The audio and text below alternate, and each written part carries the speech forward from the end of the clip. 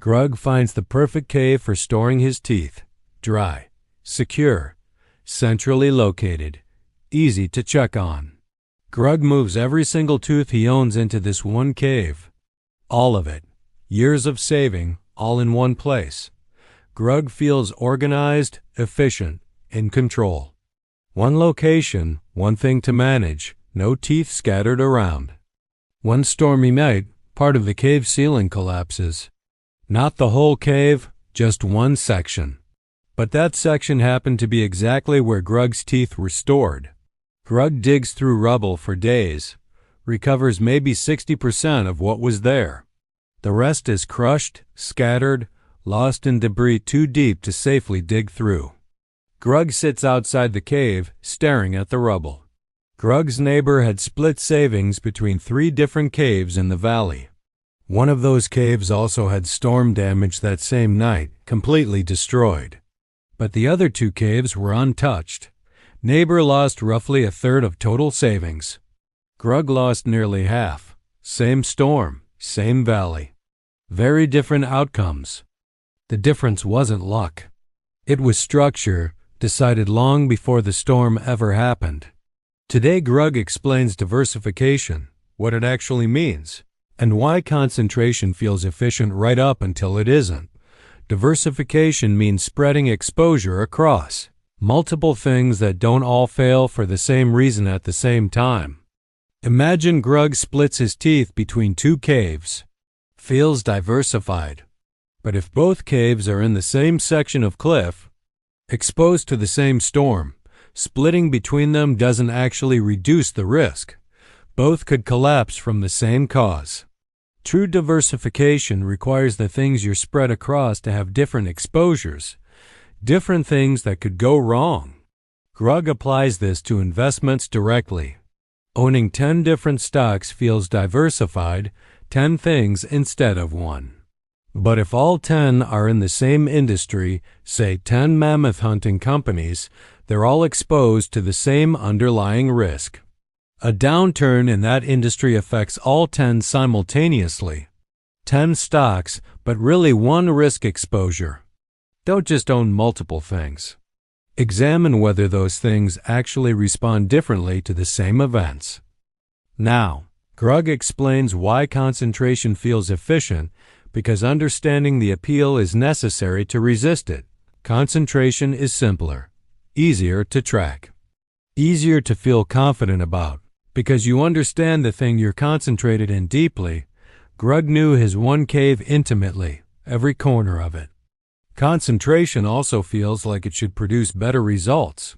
If Grug is confident about one thing, why dilute that confidence by spreading into things Grug feels less strongly about? And sometimes, concentration does produce spectacular results. If the one thing happens to go extremely well, all the gains flow to that single concentrated position, undiluted. This is precisely the trap. The cases where concentration worked out spectacularly well are the ones people hear about and remember. The cases where concentration led to catastrophic loss, Grug's cave, or a portfolio concentrated in a single company that later collapsed, are often less visible.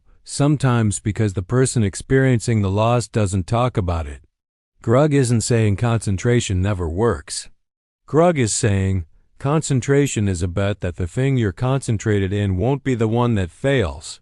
Sometimes that bet pays off enormously. When it doesn't, the loss is total in a way that diversified exposures simply cannot replicate. Because by definition, a diversified position can't all fail from the same single cause. The mathematics here matter.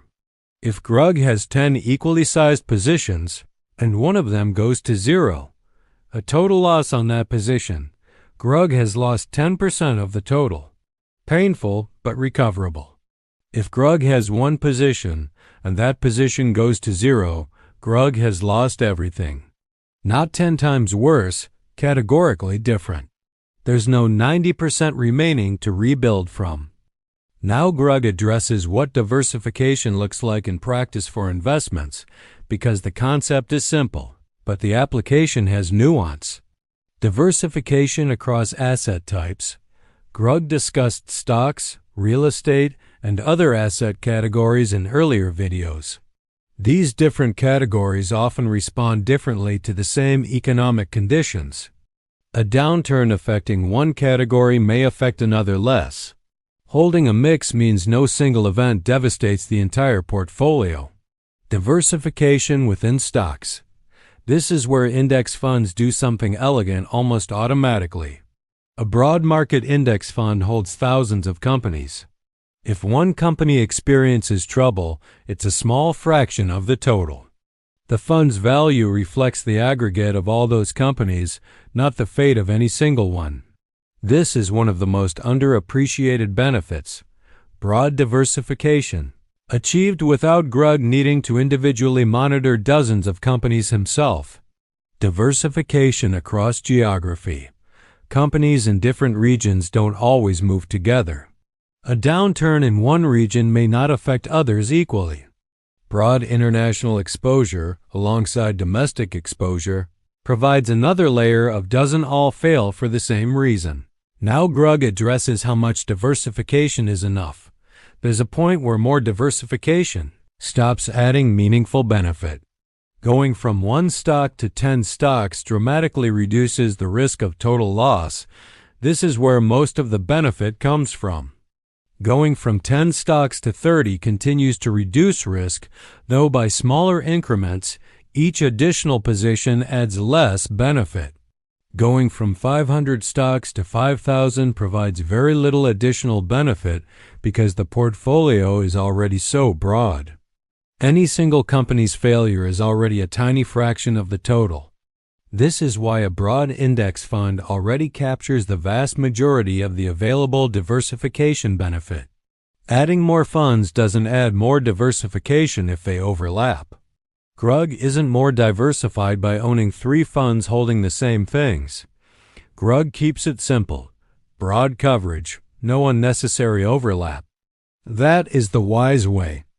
Now Grug addresses hidden concentration, the kind that doesn't look like concentration at first glance, but functions like it. Hidden concentration 1. Employer stock and employer dependence. If Grug works for a company, and that company also makes up a large portion of Grug's investment portfolio through employee stock programs.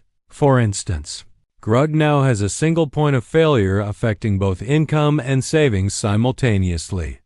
If that company experiences serious trouble, Grug could face job loss and a significant portfolio decline at the same time from the same cause.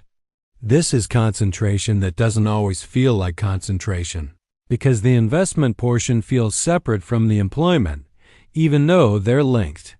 Hidden concentration 2. Home country bias. Many cave people invest almost entirely in companies from their own country, simply because those are the companies they're familiar with. This feels natural, but if it means the vast majority of investment exposure is tied to a single country's economic conditions, alongside everything else tied to that same country, housing, income, currency, it's another form of concentration that doesn't announce itself as such. Hidden concentration 3. Correlated assets that don't look correlated. Real estate and stocks might seem like different categories, and often they are. But in certain economic conditions, both can decline together if the underlying cause, say, a sharp rise in interest rates, affects both simultaneously. True diversification requires understanding not just what categories things belong to, but how they actually behave together under different conditions. Now Grug's simple framework for checking real exposure. Question 1. If a specific thing failed completely tomorrow, what percentage of my total financial life would be affected? Include investments, income, and any other dependencies. If the answer is a large percentage, that's concentration, even if it doesn't look like it. Question 2. Do my different holdings actually respond differently to the same events, or do they tend to move together? Question 3. Am I diversified, or do I just own several things that are all exposed to the same underlying risk? Grug's summary on diversification.